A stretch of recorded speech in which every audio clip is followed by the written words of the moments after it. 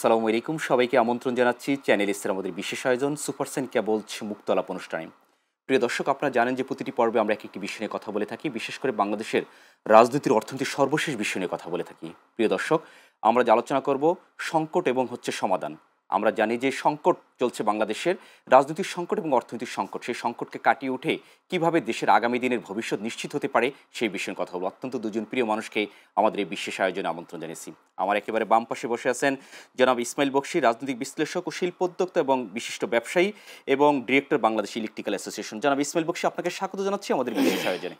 ধন্যবাদ নয়ন সাহেব, ধন্যবাদ আপনার চ্যানেল এসকে এবং তার সাথে ধন্যবাদ সুপারসাইন কেবলকে যে তারা এত সুন্দর মুক্ত আলাপের মতন অনুষ্ঠানকে স্পন্সর করে আমাদের মনের ভাব জানতে চায়।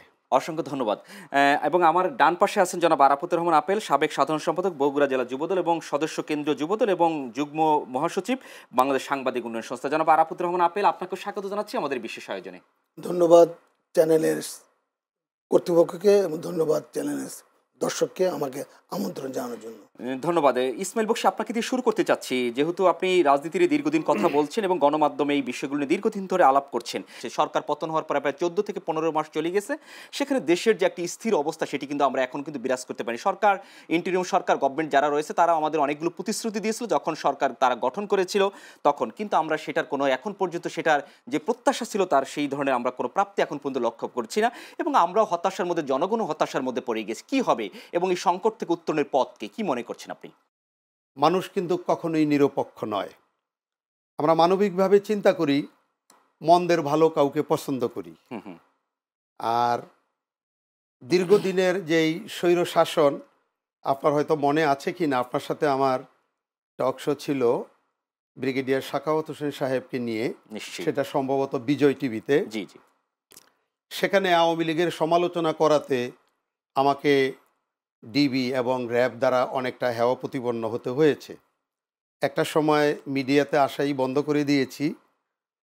তো আমরা নতুন করে স্বপ্ন দেখেছি। আপনার এখানে আরও কয়েকটা প্রোগ্রামে আমি বলেছি ডক্টর ইউনূসের আমি কিন্তু ওই সমসাময়িকীতে প্রশংসাই করেছি, কিন্তু আমাদের যত দিন যাচ্ছে তত আমরা উৎসাহ হারিয়ে যাচ্ছে। মনে হচ্ছে সেই পুরনো কথা, যে যায় লঙ্কা সে হয় রাবণ। তো এক কথায় বলতে গেলে দৃশ্যমান ডক্টর ইউনূস এখন রাবণের মতোই আচরণ করছেন। স্বৈরাচারী শেখ হাসিনার শেষ সময়গুলি অত্যন্ত দুর্বিষহ গিয়েছে, বিশেষ করে আমাদের ব্যবসায়ীদের জন্য। আচ্ছা, সেই সময় আমরা আর খুব ভালো করে মনে আছে, আমাদের শিপমেন্ট আটকে গিয়েছিল, আমরা বিসিসিআইতে ধর্ণা ধরেছি, সরকারের বিভিন্ন উচ্চ পর্যায়ে আলাপ আলোচনা করেছি, আমরা কোনোভাবেই কিন্তু এলসির যোগান দিতে পারিনি। তো ডক্টর ইউনূস আসার পরে খুব স্বল্প সময়ের মধ্যে সেই রাস্তাগুলি কিন্তু খুলে গিয়েছিল। আচ্ছা। দেশের অবস্থা খারাপ, এটা ঠিক আছে, কিন্তু তার ভিতরেও আমরা কিন্তু এখন মন্দের ভালো আছি আমরা বলবো। কিন্তু প্রশ্ন হলো, বিএনপির মতো এত বড় একটা দল, যারা প্রায় 16-17 বছর নির্যাতন, নিপীড়িত এবং নির্যাতিত হয়েছে, কখনো কখনো আমি দেখেছি যে বিএনপির কোনো কর্মীর নামে 500-র বেশি মামলা হয়েছে, যেটা আমি বলবো এটা গ্রিনিস বুকে এটাকে উঠানোর কথা, যে একটা মানুষের বিরুদ্ধে 500-র বেশি মামলা হতে পারে। সেটাতেই বোঝা যায় যে সাবেক সরকারের যে ফেক জিনিসগুলি কত দূরে গিয়েছিল। আচ্ছা। সেই জায়গায় বিএনপির মতন একজন লোক, আমি বলবো যে ছাত্র আন্দোলনের মাধ্যমে যেভাবেই হোক আমরা একটা স্বৈরাচারকে অবমুক্ত করতে পেরেছি, তখন কিন্তু ডক্টর ইউনূসকে এমন তাজের জায়গায় বসানোটাই ছিল বিএনপির জন্য একটা ভুল। কারণ বিএনপির কনসার্নসরা ডক্টর ইউনূসকে এমন একটা জায়গায় বসাতে পারবে বা বসাবে, এটা আমি অন্তত বিশ্বাস করি না। আমি ব্যক্তিগতভাবে ডক্টর ইউনূস অবশ্যই শ্রদ্ধাভাজন, সে অনেক আন্তর্জাতিক পুরস্কার প্রাপ্ত এবং উনি নোবেল বিজয়ী, এটা আমাদের জাতির জন্য একটা গৌরবের বিষয়। কিন্তু একথা তো সত্য, 16 বছর যতদিন আওয়ামী লীগের শাসন ছিল, আমি অন্তত ব্যক্তিগতভাবে কখনোই ডক্টর ইউনূসকে দেখিনি সে একটিবারও আওয়ামী লীগের অপকর্ম সম্বন্ধে কোনো কিছু বলেছে। সে তার যত কথাই বলেছে তার ব্যবসার বিরুদ্ধে, এবং সাম্প্রতিক সে এসে তার বিশাল অঙ্কের যেই আওয়ামী, সেটাও আমি বলবো আওয়ামী লীগের একটা অন্যায় অত্যাচার রাগের বশীভূত হয়ে হেয় প্রতিপন্নের জন্য করেছে, সেই সমস্ত টাকা পয়সাগুলিকে মওকুফ করে নিয়েছে। কিন্তু দেশের জন্য আমরা যেই আশা করেছিলাম বা আমাদের যে আকাঙ্ক্ষাটা ছিল যে এত বড় একজন নোবেল লরিয়েট, যে উনি আমাদের জন্য একটা বিশাল কিছু হয়তো মুক্ত আকাশ থেকে চাদর করে নিয়ে আসবেন, সেগুলি কিন্তু আমাদের অদরাই থেকে গেছে। আমরা সেগুলির কোনো কিছু দেখতে পাইনি এখন পর্যন্ত। যত রাজনৈতিক হানাহানি, ভায়োলেন্স, ওনার কোনো ক্ষমতা নেই, কোনো কিছু নেই। হ্যাঁ, আন্তর্জাতিকভাবে উনি অনেক বড় স্বীকৃত। এখন দেশে চলছে এক ধরনের লাঠিয়ালি রাজনীতি। লাঠিয়ালি রাজনীতির ভিতরে যদি আমি এখানে একা থাকি আর আমার ছেলে সন্তানরা যদি সবাই বিদেশ থাকে, তাহলে আমি বা আমার নিজেকে কতক্ষণ সেভ করতে পারবো? নিশ্চয়ই। আমার মনে হয় ডক্টর ইউনূসের এখন এই অবস্থা চলছে।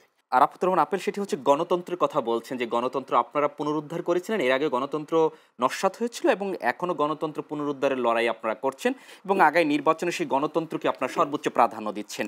বিএনপির হাত দিয়ে গণতন্ত্র কতটা প্রতিষ্ঠা পাবে আগামী যে গণতন্ত্র যে নস্যাৎ হয়েছে, সেটা আপনি কি মনে করছেন? শহীদ প্রেসিডেন্ট জিয়া রহমান যখন উনি রাষ্ট্রপতি ছিলেন, এই গণতন্ত্র যে প্রক্রিয়া চালু উনি কিন্তু প্রথম করেছেন। আচ্ছা। এর আগে বাকশাল ছিল, মানে অন্য কোনো দল করা যাবে না, একমাত্র শহীদ প্রেসিডেন্ট জিয়া রহমান আসার পরেই এই গণতন্ত্রটা চর্চা হয়েছে। এবং গণতন্ত্রের মাধ্যমে অনেক রাজনীতি, মানে সরকার, পূর্বের সরকার বন্ধ রেখেছিল, তাদেরকে পুনরায় রাজনীতি করার সুযোগ করে দিয়েছে। এবং এরই ধারাবাহিকতায় আমাদের দেশনেত্রী, তিনবারের প্রধানমন্ত্রী দেশনেত্রী বেগম খালেদা জিয়া, এই গণতন্ত্র যখন চালু থাকে, এর জন্য সে, আপনারা দেখেছেন বিগত 17 বছর তিনি রাজপথে থেকে আন্দোলন করেছেন, রাজপথে থেকে মামলা হামলা, মিথ্যা মামলা হামলা শিকার হয়েছেন। তাকে বাড়ি থেকে শুধু গায়ে শুধু শাড়ি বাদ দিয়ে সব কিছু কেড়ে নিয়ে তাকে বাসা থেকে বের করে দিয়েছে। তবু সে পিছু টান হয়নি, তবু সে আন্দোলনের মাঠে ছিল, গণতন্ত্রের পক্ষে ছিল, গণতন্ত্র প্রতিষ্ঠার জন্য সে লড়াই করেছেন। এবং এখন বর্তমানে আমাদের যিনি বিএনপির ভারপ্রাপ্ত চেয়ারম্যান জনাব তারেক রহমানের বক্তব্য একটাই, যে গণতন্ত্রের মাধ্যমে বাংলাদেশে একটি সুষ্ঠু এবং সুন্দর একটি সঠিক নির্বাচন হবে, যে নির্বাচনের মাধ্যমে সঠিক নেতৃত্ব বেরিয়ে আসবে। বিএনপি জনগণের দল এবং জনগণের দল হিসেবেই আজ পর্যন্ত আপনারা দেখেছেন যে বিএনপি যা কিছু করেছেন, জনগণকে সাথে নিয়ে, জনগণকে সঙ্গে নিয়ে মাঠে আন্দোলন কর্মসূচি যা কিছু ওই জনগণকে নিয়ে করেছেন। জনগণের সাথে সবচেয়ে বেশি সম্পৃক্ত একমাত্র বাংলাদেশ জাতীয়তাবাদী দল বিএনপি। আপনারা প্রায় 17 বছর ক্ষমতার বাহিরে ছিলেন, এখন ক্ষমতার যাওয়ার চিন্তা করছেন বা সরকার গঠন করবে, সেই ধরনের মানসিকতা আপনাদের ভেতরে তৈরি হচ্ছে। এতে করে কি আবার শেখ হাসিনা যেরকম হচ্ছে ফেসিস্ট হয়েছিল 17 বছর, একই যে ভোটের রাজনীতি বিলুপ্ত হয়েছিল, সবকিছু বিলুপ্ত হয়েছে, এটি কি আবার আপনাদের মধ্যে সেটি ধারণ করবে কিনা, আর কি মনে করছেন? তিনবারের মাননীয় প্রধানমন্ত্রী দেশনেত্রী বেগম খালেদা জিয়া সফলভাবে উনি দেশ পরিচালনা করেছেন এবং তিনবারই সুন্দরভাবে যেন ভোট হয়, গণতান্ত্রিকভাবে ভোট হয়, এবং সেই ব্যবস্থা তিনি করেছিলেন।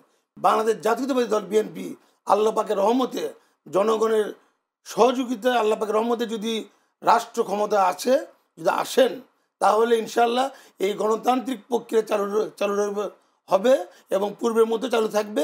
এবং আপনি যেটা বলছেন স্বৈরের শাসক পূর্বের মতো হবে কিনা, এই স্বৈরের শাসকের যে রূপরেখা কখনো বিএনপির মধ্যে ছিল না, এখনো নেই, আল্লাহ যদি ক্ষমতা নিয়ে আসে তখনও থাকবে না। বিএনপি এককভাবে এবার নির্বাচন বা হচ্ছে অনেকগুলো ছোট ছোট জোট করার চিন্তা ভাবনা করছে, সেক্ষেত্রে হচ্ছে যে কি মনে করছেন যে আপনাদের 4 দলীয় জোটে অনেকেই ছিল, অনেকে সেই জোট থেকে বের হয়েছে বা বের হওয়ার উপক্রম হয়েছে আর কি, কি মনে করছেন এককভাবে নির্বাচন করলে কি বিএনপি একক সংখ্যাগরিষ্ঠ পাবে কিনা, কি মনে করছেন?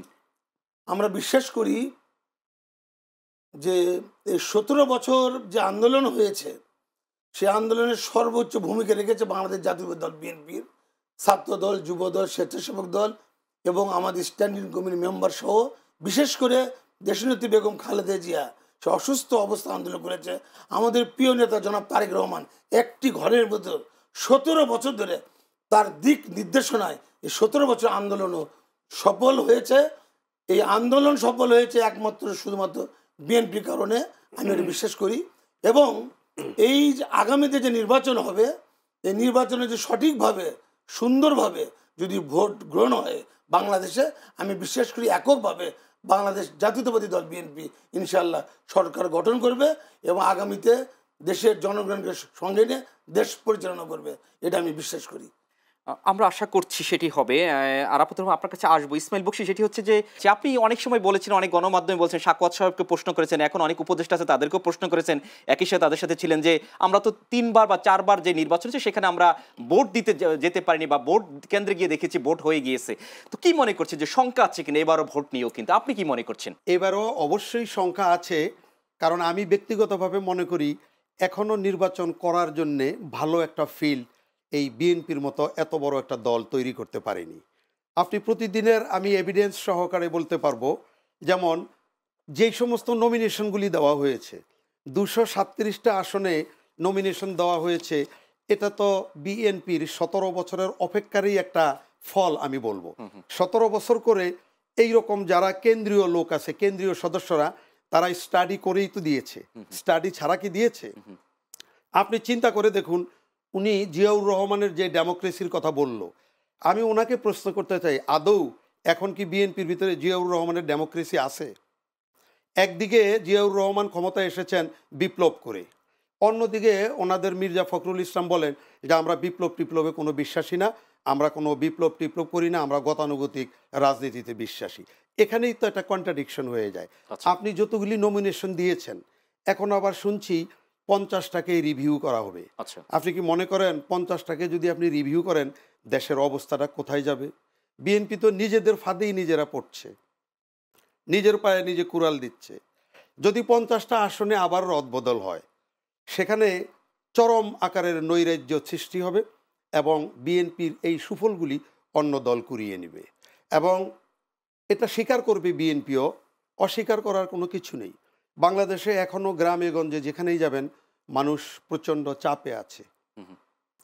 মানুষ একটা চরম অপেক্ষায় ছিল যে বিএনপির হয়তো একটা শিক্ষা হয়েছে, তারা 16-17 বছর রাস্তায় মার খেয়েছে, তাদেরকে কোনো লাইফ লাইনে আসতে দেয়নি, এবার তারা নিশ্চয়ই জনগণকে একটা সাপোর্ট দিবে। কিন্তু আদৌ কি বিএনপি সেটা দিয়েছে?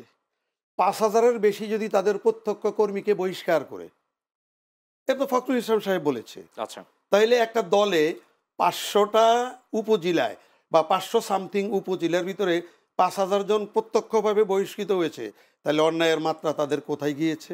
জাতি কি এটা আশা করেছিল? একটি বড় দল, সেখানে তো এরকম তো থাকতেই পারে। আপনি এটাকে অস্বীকার করার কোনো উপায় আছে? আমি কোনোদিন অস্বীকার করি না, কিন্তু আপনাদের মতো মিডিয়াগুলি এই সমস্ত আপনাদের সাংবাদিকতার মাধ্যমে আপনাকে এগুলিকে উপেক্ষিত করে কিন্তু জাতিকে আরও বড় দুর্ভোগে ফেলে দেন। আপনাদেরকে না, এবং প্রতিটা দলকে একটা লাইফ লাইনে থাকতে হবে যে আমরা এখানে রাজনীতি করতে এসেছি মানুষকে সেবা দিতে। আপনি আমাকে একটা কথা বলেন তো, বা আমি ভাইয়ের সাথে এখানে এসে পরিচয় হইল, আমাদের বিএনপির জন্মস্থান যেটা বগুড়ার সন্তান, নিশ্চয়ই সে এই বিএনপি সম্বন্ধে ভালো অবদান রাখে এবং যথেষ্ট পড়াশোনা করে, এবং সে দীর্ঘদিন ধরে জেল জুলুম অত্যাচার নির্যাতনের শিকার হয়েছিল। দেখেন, এটা আরেকটা সাইনবোর্ড আমাদের গণতন্ত্রে চলে আসছে। আমি বকশী যদি আমার জীবন কেটে খাইয়ে দিই তাও নাম হবে না, কিন্তু আমি 3 দিন যদি জেল খাটি, আমার এটা যেন একটা লাইসেন্স হয়ে যায় যে আমি দলের জন্যে একেবারে নির্ভীক। এটাও ঠিক না। আপনি কালকের খবরে দেখেন, বিএনপির 2009 সনে একজনকে নমিনেশন দেওয়া হয়েছে, তিনি দেশ ছেড়ে চলে গিয়েছিলেন কানাডায়। 80-র উপরে তার বয়স, সে ঠিক মতন হাঁটা চলা করতে পারে না। আমি খুব হাস্যকর লাগলো, তাকে টয়লেটে নিতে হয় লোক ধরিয়ে ধরিয়ে, তাকে টাকার বিনিময়ে নমিনেশন দেওয়া হয়েছে। সে সমাজের জন্য বা বিএনপির জন্য কি অবদানটা রাখবে আপনি আমাকে বলেন তো? এই যদি অবস্থা হয়, বিএনপি কি এতটা শুকিয়ে তো যায়নি, তাদের হাতে তো ততটা বড় দল। আমি বলবো এখন তারা একটা পূর্ণাঙ্গ মুক্ত মাঠ পেয়েছে। হোক, ডক্টর ইউনূসকে তারা দিয়েছে, সে বিএনপির সম্বন্ধে বা সরকারির অন্যায়ের সম্বন্ধে কোনো কিছুই বলেনি। একটা পর্যায়ে সে রাষ্ট্রপ্রধান হয়েছে, এটা তত্ত্বাবধায়ক হয়েছে। তার সাথেও তো আলাপ আলোচনা করে যে সমস্ত শিশুরা 1300-1400 শিশু যেখানে জীবন দিল, তাদের জন্য ভালো একটা ব্লেসিং কিন্তু আমি দেখিনি বিএনপির পক্ষ সেটি থেকে। তাদের সে সুযোগ এখনো আসেনি। সামনে যখন তারা সরকার গঠন করবে তারা বলছে যে তখন তারা এই সুযোগগুলো বা হচ্ছে এই অবদানগুলো তারা স্বীকার করবে বা এগুলো মূল্যায়ন করবে সেটা। এটার কোনো লিখিত কোনো বৈধ এভিডেন্স আছে? আমরা জানি দুটো দল এই দেশে, আওয়ামী লীগ গেলে বিএনপি আসে, বিএনপি গেলে আওয়ামী লীগ আসে। জি। কিন্তু এই দুইটা দলের ভিতরেই যদি আপনি থাকেন, প্রত্যেকটা দল এই বিপ্লব নিয়ে সই করেছে, কিন্তু সেক্ষেত্রে একটা গণভোট দিলে বা অন্য কোনো প্রক্রিয়ায়, ভোটটা নাই দুক, নিশ্চয়ই আলাপ আলোচনা করলে সর্বদলের সাথে একটা প্রক্রিয়া হতো। সেখানে এই ছেলেগুলিদেরকে কিন্তু একটা নিরঙ্কুশ সার্টিফিকেট দিয়ে দিতে পারতো যে বাবা আমরা ক্ষমতায় আসি বা আরেকজন ক্ষমতায় আসে, আগামীতে তোমাদের জন্য তোমাদের কোনো লাইফ থ্রেট হবে না। এটা কি বিএনপি দিয়েছে? সেটি তারা ক্ষমতায় আসলে করবে, কিন্তু আমি বিশ্বাস করি ক্ষমতায় আসলে বিএনপি এই যে দেশের নৈরাজ্য, এই যে দেশের ভায়োলেন্স, এগুলি নিয়ে এত বেশি ব্যস্ত থাকবে, পুরনো জিনিসগুলি সব ঢাকা পড়ে যাবে। আপনি চিন্তা করতে পারবেন দেশটা আজকে কোথায় আছে। 2010 সনে যেখানে দেশের প্রতিটা লোকের বিরুদ্ধে আমাদের দায় দেনা ছিল বিদেশিদের কাছে 20,000 টাকা, সেটা আজকে 1 লাখের উপরে। এই যে 17 বছর ধরে লুটপাট করে টাকাকে 8,000 কোটি টাকার পদ্মা ব্রিজকে 35,000 কোটি টাকা, বালিশ কেস, ওই কেস, সেই কেস, এইগুলি সম্বন্ধে বিএনপি গত 14 মাসে কোনো কথা বলেছে? আপনার মনে পড়ে? আমি তো না। তাদের একটাই কথা হলো ভোট হয়ে যাক। ভোট তো আমরা দেব, আমাদের তো বিকল্প নেই। জি। কিন্তু ভোট হয়ে গেলেই বা কী হবে? ভোট হয়ে গেলে আমরা দৃশ্যমান দেখছি সে আবার একটা নৈরাজ্য চলে আসবে। এই পর্যায়ে তাদের কন্ট্রোল করার কোনো ক্ষমতাই আমি আছে বলে বিএনপির মনে করি না। আরাফাত রহমান, যেটি হচ্ছে যে ইসমাইল বকশী বলছিল যে আসলে যে মনোনয়নের বিষয়ে বলছিল, কিন্তু 50টি মনোনয়ন বা কিছু মনোনয়ন রিভিউ করা হবে বা কিছু হচ্ছে এরকম আমরা শোনা যাচ্ছে আর কি। সেক্ষেত্রে কি মনে করছেন, রিভিউ করলে কি আবার যাদেরকে মানে দেওয়া হয়নি বা যাদেরকে দেওয়ার চিন্তাভাবনা করছে ভারপ্রাপ্ত চেয়ারম্যান, তারা কি সেখানে কি যুক্ত হবে কিনা, কি মনে করছেন? প্রথমে আমি ইসমাইল বকশী ভাইকে, উনি যে একটু আগে যে প্রশ্ন উপস্থাপন করেছেন তার আমি উত্তর দিতে চাই। বাংলাদেশে যদি কোথাও দেখাতে পারেন বিএনপি টাকার বিনিময়ে নমিনেশন দিয়েছে, তখন আমি আপনার এই প্রশ্ন যেটা করেছেন, আপনি এই প্রশ্নের উত্তরে আপনি যেটা আমাকে শাস্তি দেবেন আমি মেনে নেব। তার আগে আপনার কথা উদ্ধার করতে হবে যে বিএনপির টাকার বিনিময়ে বাংলাদেশের কোথাও নমিনেশন দিয়েছেন, এটা আমি বিশ্বাস করি না, এবং আপনি এই কথাটা উদ্ধার করতে হবে। সেকেন্ড টাইম আপনি বললেন 237 জন যে মনোনীত প্রার্থী দিয়েছেন সম্ভাব্য, মানে ফাইনাল না। জি। বাংলাদেশ জাতীয়তাবাদী দল একটি বৃহৎ সংগঠন, সেটা আপনিও জানেন। এত বড় সংগঠনে প্রত্যেকটা আসনে 3 থেকে 4 জন করে নিজেকে এমপি হিসেবে, যোগ্য প্রার্থী হিসেবে 17 বছর ধরে তৈরি করেছেন। কিন্তু আমাদের প্রিয় নেতা জনাব তারেক রহমান বলেছেন যে দলীয় সিদ্ধান্ত মোতাবেক যাকে মনোনয়ন দেওয়া হবে তিনি ব্যতীত আর যারা থাকবে তাদেরকে বিভিন্ন জায়গা তাদেরকে পদ পদবি দেবে, যেমন উপজেলা চেয়ারম্যান, পৌর মেয়র, জানেন যে জাতীয় নির্বাহী কমিটিতে প্রত্যেককে তাদের মন মতো জায়গা রাখবে। কারণ একটি করে আসনে তো ভাই একজন করে তো এমপি ক্যান্ডিডেট, এখানে তো 3-4 জন করে হবেই। আর আপনি যেটা বললেন যে পরবর্তীতে রিভিউ হওয়ার সম্ভাবনা আছে, আমাদের জাতীয় স্থায়ী কমিটি মেম্বার আছেন, আমাদের প্রিয় নেতা জনাব তারেক রহমান আছেন, ওনারা অবশ্যই চিন্তা ভাবনা করে যদি মনে করে যে পরিবর্তন কিছু করার দরকার করবে, আর যদি মনে করেন না যেটা দিয়েছেন ওটাই থাকবে, এই দল যেটা সিদ্ধান্ত 17 বছর নির্যাতিত দল অবশ্যই চিন্তা ভাবনা করেই, আমার বিশ্বাস যাদেরকে মনোনয়ন দিবে তাদেরকে চিন্তা ভাবনা করেই তাদেরকে মনোনয়ন দিবে। বিষয়গুলো আরো আলোচনা করব। প্রিয় দর্শক, আমরা যাবো সুপারসেন কেবলসের সৌজন্য ছোট্ট বিরতিতে। থাকুন আমাদের সাথে, ফিরছি একটু পরেই।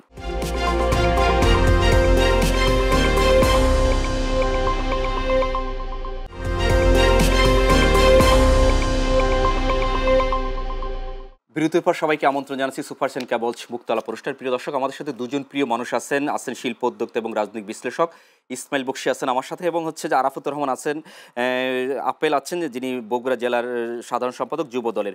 এবং আপেল ভাই, আপনার কাছে জানতে চেয়েছিলাম যে আপনি বলছিলেন যে আসলে বিরতির আগে যে আসলে দল যাকে মনোনয়ন করছে সেখানে আপনারা যাকে মনে করছে তার প্রতি আপনাদের আস্থা রয়েছে এবং তাকে নিয়ে আপনারা নির্বাচনে এবং হচ্ছে ভোট দেওয়ার জন্য বা আহ্বান করবেন আর কি। এক্ষেত্রে হচ্ছে যে ত্যাগীদেরকে এবার মূল্যায়ন করার জন্য বিএনপি বলছে আর কি, যে ত্যাগী যারা আছে 17 বছর যারা নির্যাতন জুলুম অত্যাচার করেছে শিকার হয়েছিল তাদেরকে মনোনয়ন দেবে। আপনি কি মনে করছেন 237টা আসনের মধ্যে তাদেরকে এবার লিপিবদ্ধ করা হয়েছে? আপনি দেখেছেন 237 জনের মধ্যে অনেক মানে ত্যাগী নেতা যাদের অল্প বয়সে, কেউ কেউ আবার কিন্তু নিজেরা বলছে যে না পাওয়া নিয়ে কিন্তু হতাশা ব্যক্ত করেছে। না, আপনি দেখেছেন এই 237 জনের মধ্যে অনেকে মানে ওই দেখবেন যে প্রায় 50 বছরের নিচে 2-1 4জনও তারা কিন্তু নমিনেশন পেয়েছে তাদের যোগ্যতার উপর ভিত্তি করে। আবার অনেকে দেখেছেন বয়োজ্যেষ্ঠ, যার এলাকাতে জনপ্রিয়তা কম, যার 17 বছরের আন্দোলনে ভূমিকা কম, এ ধরনের অনেক ভালো ভালো নেতা তারাও কিন্তু বাদ করেছে। এখানে তরুণ, নবীন এবং প্রবীণ দুটো একত্র করেই 237 জন প্রার্থীকে আমাদের প্রিয় নেতা জনাব তারেক রহমান এবং আমাদের বিএনপি যারা নীতি নির্ধারক তারা কিন্তু এই মনোনয়ন প্রাথমিক যে মনোনয়ন এটা দিয়েছেন। ইসমাইল বকশী, আপনি বলছিলেন যে হচ্ছে যে যেটি হচ্ছে রাজনৈতিক সংকট এবং আইন শৃঙ্খলা পরিস্থিতি, আপনাদের বিজনেসের অনেক ক্ষতি হচ্ছে। আগেও এরকম পরিস্থিতি ছিল না, এখন যেই পরিস্থিতি অনেকে হচ্ছে প্রায় 600-র মতো ফ্যাক্টরি বন্ধ হয়ে গিয়েছে। এত কিছুর পরও হচ্ছে যে দেশের যে সংকট, সেই সংকটের কিন্তু একটা আমরা কিন্তু সমাধানের কিন্তু কোনো পথ খুঁজে পাচ্ছি না, বা জনগণ সেটি আশার আলো দেখতে পাচ্ছে না। কেন বা কি করা যেতে পারে আর কি সরকারের পক্ষ থেকে, বা কি করার আছে? ধন্যবাদ নয়ন সাহেব। আসলে আমরা ব্যবসা করি, ব্যবসায়িক সেক্টরটাকেই ভালো বুঝি। শিওর। আমরা সবসময় তীর্থের কাকের মতো তাকিয়ে থাকি যে হে আল্লাহ, কখন দেশে আমাদের একটা ভালো পরিবেশ আসবে, বিরাজ করবে, বিনিয়োগ করবে। কিন্তু সত্যিকারের এই স্বাধীনতার 53 বছরেও আমাদের জন্য হাহাকার দিন দিন বেড়ে যাচ্ছে। একটু আগে আপনাকে যেটি বলেছিলাম যে আজকের জন্মানো শিশু 1 লক্ষ টাকার উপরে ঋণ নিয়ে তাকে জন্মাতে হয়। সাম্প্রতিক আমি আফ্রিকা ঘুরে এসেছি বেশ 26-27 দিন। আমরা যে আফ্রিকাকে নিয়ে ট্রল করি, আর সেই আফ্রিকায় প্র্যাকটিক্যালি গেলে বোঝা যায় যে আফ্রিকার ওই সমস্ত কিছু কিছু জায়গা, সেখানে আমাদেরকে যেতে হলে এই রকম রাজনৈতিক অচলাবস্থা থাকলে আরও 100 বছরও আমরা সেখানে যেতে পারবো না। 55,126 বর্গ মাইলের এই দেশে অফিসিয়ালি যদিও আওয়ামী লীগ সরকার নানাবিধ বেনিফিটের জন্যে জনশুমারি যেটা সেটাতে দেখিয়েছে 17 কোটি, বাস্তবে এটা 20 কোটি। আমরা তো শুধু গাড়িতে চড়ি না আপেল ভাইদের মতন, আমরা কিন্তু পাবলিক বাসে চড়ি। আচ্ছা, আমরা শুধু এসিতে থাকি না, আমরা ফ্যানেও থাকি, কখনো কখনো রোদ্রুতেও আমরা পুড়ি। তো সেই জন্যে রাজনীতিবিদ যারা, তাদের কথাগুলির সাথে আমাদের কথার মিল হয় না। মিল হয় না এ কারণে যে অ্যাকচুয়ালি তারা নানা দিকে বক্তব্য রাখতে রাখতে রাখতে রাখতে, যেমন তাদের বড় বড় নেতা নেত্রীদের বন্দনা করতে করতে তাদের এক ধরনের মুখস্থ হয়ে যায়, এবং তারা কিন্তু রুরাল দিকগুলি নিয়ে দেখে না।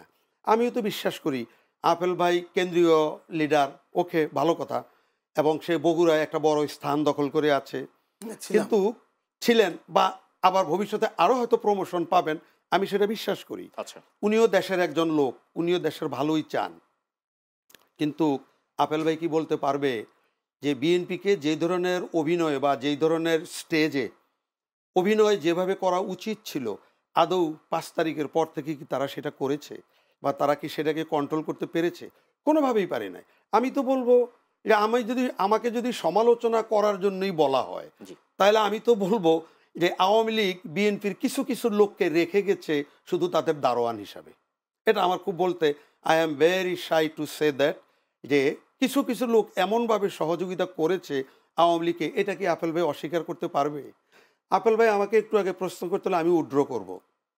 ভাই আমার মুখ বন্ধ করালেন, আমি উইথড্র করলাম, আপনি কি মিডিয়ার মুখ বন্ধ করাতে পারবেন? 100 কোটি টাকায় কোনো কোনো নমিনেশন বাণিজ্য এবছরে হয়েছে, কই বিএনপি কি একটারও প্রতি উত্তর করেছে? এটি কি গণমাধ্যমে বা কোনো এভিডেন্স আছে কিনা? বহু জায়গায় বহু টক শোতে আসছে, বহু পত্র পত্রিকায় আসছে যে এইটা এই ধরনের বাণিজ্য হচ্ছে। যে টাকা দিয়ে মনোনয়ন বাণিজ্য করবে সে কি কোনো এভিডেন্স রেখে দেয়? আপনি দেখেন এই যে মুখের কথাগুলি যে ভাইরাল হচ্ছে, এগুলি দেখলেও তো মানে, এখন আমাদের দেশে একটা কথা আসছে সব এআই দিয়ে করা, কিন্তু সব কথা যদি এআই দিয়ে করা হয় সেটাকে আপনারা এআই দিয়েই প্রুফ করেন, তা তো পারছে না। শেখ হাসিনা বিদেশে বসে দেশের বিরুদ্ধে যে অন্যায়গুলি করে, যে অপকর্মগুলি করে, আপনি দেখেন সাম্প্রতিক রায়ের পরে বিএনপির জন্য একটা বড় সুযোগ এসেছিল। একটা যেভাবেই হোক রায় আসছে, রায়টা কিন্তু আমার দৃষ্টিতে একটা খুব সুন্দর একটা স্ট্যান্ডার্ড রায় হয়েছে। আচ্ছা, এটাকেও অ্যামনেস্টি অস্বীকার করে। অ্যামনেস্টি একটা ইন্টারন্যাশনাল সংস্থা, তারা সবসময় মৃত্যুর এবং ফাঁসির বিরুদ্ধে। আচ্ছা, এর আগেও আমরা বড় বড় রায় দেখেছি পৃথিবীতে, সব জায়গায় অ্যামনেস্টি একটু একটু করে যে তারা এরকম বাধা দেয়।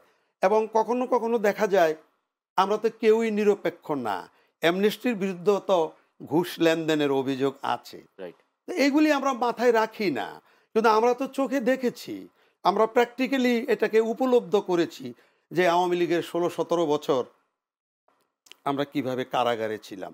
কিন্তু সেখানে উত্তরণের পরে বিএনপির কোনো ধরনের ইনিশিয়েটিভ আছে যে কৃষকরা কিভাবে আছে, ব্যবসায়ীরা কিভাবে আছে, আমাদের ভ্যাটের ব্যাপার, আমাদের ট্যাক্সের ব্যাপার ঠিক আগে যেভাবে রয়ে গেছে এখন পর্যন্ত তাই। না, বিএনপির না, তাদের তো এই মুহূর্তে তাদের কি করার আছে? ইন্টারিম সরকারের সময় তো কাউর থেকে কিছু সরকার তো যেটা মনে করছে আপনি যখন সোশ্যাল ওয়ার্কার হবেন, একটা দল মানে কি, একটা দল মানে সমাজসেবক। জি, সে ক্ষমতায় থাকলেও সমাজসেবা করবে, না থাকলেও করবে। পৃথিবীতে এরকম বহু দল আছে যারা 100 বছরও ক্ষমতায় আসতে পারে নাই, কিন্তু তারা কি জনগণের থেকে ছুটে গিয়েছে?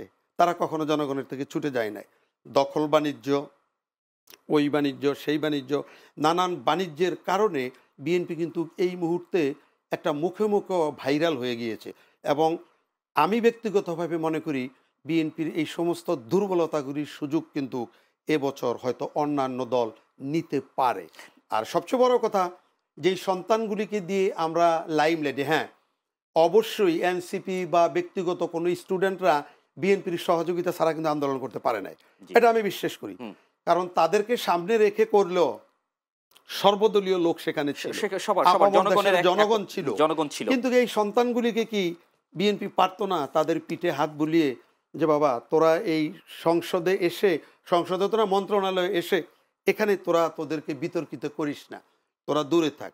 তাদেরকে সম্পদ দিয়ে দিত, তাদেরকে সুযোগ দিত, তাদেরকে সুবিধা দিত, তাদেরকে স্কুল কলেজে রাখতো। সেটা কিন্তু করেনি। সেটা ডক্টর ইউনূসের যেই কমিটি সেখানে এসে তাদেরকে ঢুকিয়ে দিল মন্ত্রণালয়ে। তো এখন ওই তো আমার আগের কথা, যে যায় লঙ্কা সে হয় রাবণ, ছেলেপেলে দুটোকে নানান প্রশ্নবিদ্ধ করে ডিজনেস্ট করে দেওয়া হলো। তবে আমার কথা হলো বিএনপি একটা সুন্দর দল, এবং যে উনি আপেল ভাই আরেকটা কথা যে বলেছে, জিয়াউর রহমানের আমলের নমিনেশনগুলি আপনারা দেখেন, এখনকার নমিনেশনগুলি দেখেন, জিয়াউর রহমানের নমিনেশনের 10% সামঞ্জস্যতাও কিন্তু এখনকার নমিনেশনে নেই।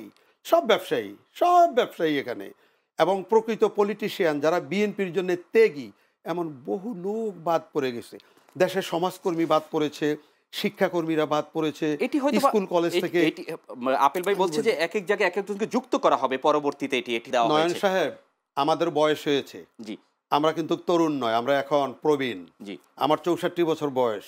স্বাধীনতার পর থেকে বহু সরকার দেখেছি। ওই কথা একটাই, যতই যা বলেন এমপি মনে হয় যেন এমপি হলেন সে এমপি না, সে তার স্ব জায়গার জন্যে একজন প্রেসিডেন্ট, এবং সে ওখানকার একজন স্বর্গীয় লোক, তার কথা ছাড়া একটা গাছের পাতাও নড়ে না। আমরা আশা করছি যে আগামী দিনগুলোতে হয়তো এটার কিছু পরিবর্তন আসবে। আমাদের তো কোনো ব্যতিক্রম নাই, আশা নিয়েই তো আমাদেরকে বেঁচে থাকতে হবে। আমরা আশাবাদী যে জনাব আরাফাতুর রহমান, যেটি হচ্ছে আইন শৃঙ্খলার যেটি বিঘ্ন ঘটছে, এবং সেটি কিন্তু এখনো একটা পর্যায়ে কিন্তু আমরা কিন্তু দেখছি না, কিন্তু চারিদিকে কিন্তু প্রতিদিনই কিন্তু বিভিন্ন ধরনের ঘটনাগুলো ঘটছে। এটিকে আমরা কোনোভাবে কিন্তু সরকার পারছে না এটিকে দমিয়ে রাখতে। আর কি করা যেতে পারে? প্রথমে ভাইয়ের প্রশ্নের উত্তর আমি আবার দিতে চাই যে ভাই পুনরাবৃত্তি করেছেন যে বিএনপির টাকার বিনিময়ে নমিনেশন দিয়েছেন। এটা পুরোপুরি মিথ্যে এবং বানোয়াট। একটা বাংলাদেশের কিছু লোক, বাংলাদেশের কিছু মিডিয়া বিএনপির বিরুদ্ধে অপপ্রচার চলছে। আপনি আপনার জায়গা থেকে এটা বলতেই না, পারেন। আমি কখনো বিশ্বাস করি না। এবং আপনি যখন বলবেন একটা বড় দলের সম্বন্ধে যে তারা টাকা নিয়ে নমিনেশন দিচ্ছেন বা দিয়েছেন, তখন আপনি অবশ্যই প্রমাণ স্বরূপ, দলিল স্বরূপ আপনি এটা বলা উচিত, অথবা আপনি এই কথাটা উইথড্র করা উচিত। আপনি যখন একটা দলের সম্বন্ধে, যে দলের নেতাকর্মীরা লক্ষ লক্ষ মামলা হামলা, আপনি নিজেও মুগ্ধ বলেছেন 400-500 এক একটা 500 ক্রস নেতার বিরুদ্ধে মামলা হয়েছে, মিথ্যা মামলা, গুম খুন হয়েছে, প্রতিনিয়ত তারা জেল জুলুম খেটেছে। এরকম একটা দলের মানে বিরুদ্ধে যখন আপনি কথা বলবেন যে টাকার বিনিময়ে নমিনেশন দিয়েছেন, এটা আপনি বলতে পারেন না। কারণ আপনি তখনই বলতে পারেন যখন আপনার কাছে যদি কোনো প্রমাণ থাকে। বাংলাদেশের একটি লোক বলতে পারবেন না বিএনপির কোনো স্ট্যান্ডিং কমিটি মেম্বার এবং আমাদের প্রিয় নেতা জনাব তারেক রহমান মানে বিএনপি টাকার বিনিময়ে আজ পর্যন্ত কাউকে নমিনেশন দেয়নি, দিবেও না, ভবিষ্যতে দিবে না। এটাই হলো 1 নম্বর। যে সমস্ত টেলিযোগাযোগগুলি ফাঁস হয়েছে আপনারা সেটাকে ফরেনসিক করান। আমি বলি দ্বিতীয়ত আপনি যে প্রশ্নগুলো বললেন এটা যদি বিএনপি সরকারে থাকতো তখন আপনি বলতে পারতেন আপনাদের ব্যবসা বাণিজ্য খারাপ যাচ্ছে, আপনাদের দেশের অবস্থা খারাপ যাচ্ছে।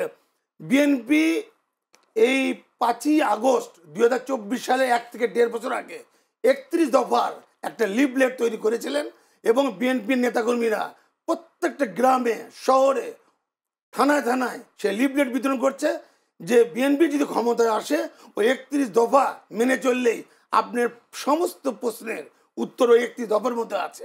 আর আপনি যে বললেন যে ব্যাংকের কথা, আপনি নিজেও স্বীকার করেছেন এই 17 বছর বাংলাদেশের সমস্ত ব্যাংক দেউলে করে দেউলে অবস্থায় মানে টাকা শূন্যহীন অবস্থায় দিয়ে তারা দেশ থেকে পালিয়েছে।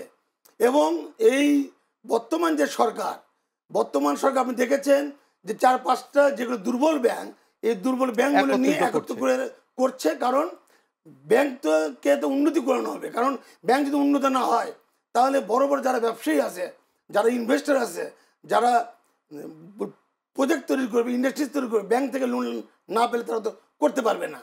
আর আপনি যে আইন শৃঙ্খলার কথা বললেন, একটি 17 বছর একটি দল একটা সৈনিক পর্যন্ত যদি চাকরি পেয়েছেন তার পূর্ব গোষ্ঠী খবর নিয়েছেন যে তার ফ্যামিলি থেকেও বিএনপি বা জামাত আছে কিনা, পুরোটা যাচাই বাছাই করে আওয়ামী লীগ যারা তারাই একজন সৈনিক হয়েছেন, এসআই হয়েছেন, ওসি হয়েছেন, বিসিএস ক্যাডার হয়েছেন। তাহলে এই 17 বছর একটা জরাজীর্ণ আওয়ামী লীগের স্বৈর শাসকের তৈরির একটা ঘর এই 1 বছরের মধ্যে আপনি তো পরিষ্কার করতে পারবেন না। না, এটা আমি আপনার সাথে একমত, কারণ আপনারা এখন ক্ষমতায় নেই, আপনারা সেটা পারবেন না। আচ্ছা, কারণ এই যে 17 বছরের যেই জঞ্জাল রয়ে গিয়েছে, পুলিশের ভিতরে বলেন, আর্মির ভিতরে বলেন, যত জায়গায় বলেন, এখানে আওয়ামী লীগের একটা র্যাশ রয়ে গিয়েছে। আমি উত্তর দিচ্ছি আপনার প্রশ্নে। আপনি দেখেছেন যে সংস্কার কমিটি সংস্কারের কাজ করছে, কিন্তু এটা চলমান প্রক্রিয়া। এই সংস্কার করতে 6 মাস 1 বছরে শেষ করতে পারবেন না, এটা চলমান প্রক্রিয়া থাকবে। যে সরকারই আসুক, আমাদের বিশেষ করে বাংলাদেশের জনগণের দোয়ায়, আল্লাহ পাকের রহমতে, আপনাদের দোয়ায় যদি বিএনপি সরকার গঠন করে এই সংস্কার প্রক্রিয়া চালু থাকবে এবং দল মত ঊর্ধ্ব থেকে যারা অরিজিনাল পড়াশোনা করে শিক্ষিত হয়ে তারাই শুধু চাকরি পাবে। এখানে কোনো কে এই দলকে ওই দলকে এই দল, যেটা বিগত সরকার করে গেছে, বিএনপি কখনো করেনি, এটা করবেও না। আর আপনি 31 দফার যে লিফলেট যদি আপনাকে না থাকে, আমি দেবো আপনাকে, আপনি ওটা পড়লেই আপনি বুঝবেন এই দেশ কেমন করে পরিচালনা করবে। দেশ অতি অল্প সময়ে বিশ্বের দরবারে বাংলাদেশ মাথা উঁচু করে দাঁড়াবে। সব কিছু, আপনি ব্যবসা না, সব কিছু দেওয়া আছে এর ভিতর, এই 31 দফার মধ্যে সব কিছু দেওয়া আছে। আমরা 6 দফাও দেখেছি, এখনকার 31 দফা যেটা, এটাকেও আমরা উপলব্ধি করি। কিন্তু আপনারা যারা প্রকৃত প্রফেশনালি রাজনীতিবিদ, আপনাদের কথার সাথে আমরা যারা ব্যবসায়ী কখনোই আশায় আমরা একত্রিত হতে পারি না। আপনারা বলেন যে সব কিছু আপনারা ঠিক করে ফেলবেন, আদৌ আপনারা কতটুকু ঠিক করতে পারেন? ব্যবসায়ীদের জন্য আপনি সরকারে নেই, কিন্তু আপনি তো ব্যবসায়ীদের একজন বান্ধব। হ্যাঁ, কখনো কি আপনারা ব্যবসায়ীদের জন্য এই গত 14 মাসে বলতে পারবেন যে একদিন র্যালি করেছেন বা একটা দাবি দেওয়া নিয়ে গিয়েছেন বা ইউনূস সরকারকে চাপ দিয়েছেন যে আমাদের টাকাগুলি দিন দিন কেন পাতা হয়ে যাচ্ছে, কেন ডলারের ডিভ্যালুয়েশন হচ্ছে? এই যে ব্যাংকগুলিকে 5টা ব্যাংকে একত্রিত করছে, 5টা ব্যাংক একত্রিত করলেই কি গ্রাহকদের টাকা দিতে পারবে? তার টাকা দেওয়ার সোর্সটা কোথায়? আমাদের টাকার ডিভ্যালুয়েশন হয়ে যাচ্ছে, আমাদের মুদ্রাস্ফীতি হয়ে আমরা লাঠে উঠে যাচ্ছি। আমাদের এই ব্যাপারগুলি নিয়ে আপনারা কখনো চিন্তা করেছেন? আপনাদেরকে মাঠে আমরা একমাত্র দেখতে পাই ক্ষমতা, আপনাদেরকে ভোট দেন। মানুষের এই বছর আপনাদের জন্য যে পরিষ্কার সুবর্ণ সুযোগ ছিল, মানুষের কিন্তু অন্য কোনো জায়গায় কোনো চুত ছিল না। মানুষ একমাত্র তাকিয়েছিল বিএনপি আসলে এবার আমরা বিএনপিকে ক্ষমতায় আনবো। কিন্তু আপনি বুকে হাত দিয়ে বলেন তো যে আপনাদের 14 মাস আগে আপনাদেরকে নিয়ে আমরা যা ভাবতাম, আমরা কি সাধারণ লোকরা এখন সেটা ভাবতে পারি? বলেন। আমি উত্তর দিচ্ছি আপনাকে। প্রথমে বলি, আমরা যারা ব্যবসা করি আমাদের ব্যবসায়ী সর্বোচ্চ সংগঠন এফবিসিআই, এবং বিগত দিনে এফবিসিআই যারা প্রেসিডেন্ট ছিলেন, কার্যনির্বাহী বডি কমিটির ডিরেক্টর ছিলেন, তারা 100% আওয়ামী লীগ ছাড়া ছিল না। এই জায়গাটা আপনাকে একটু থামাই, যেহেতু আমি এফবিসিসি এর সাথে সংযুক্ত, আপনিও নিশ্চয়ই সংযুক্ত, আপনি নামটা উচ্চারণ করেছেন। এফবিসিসিতে এমন স্বর্গীয় দিন গেছে যে এখানে ফজলে ফাহিমের একটা রাজকীয় মুকুট, আমরা সেই নামে না গিয়ে আমি নাম ধরেই বলি, আমি তো তার মেম্বার, আমাদেরকে সেখানে ঢুকতেও দেওয়া হয় নাই।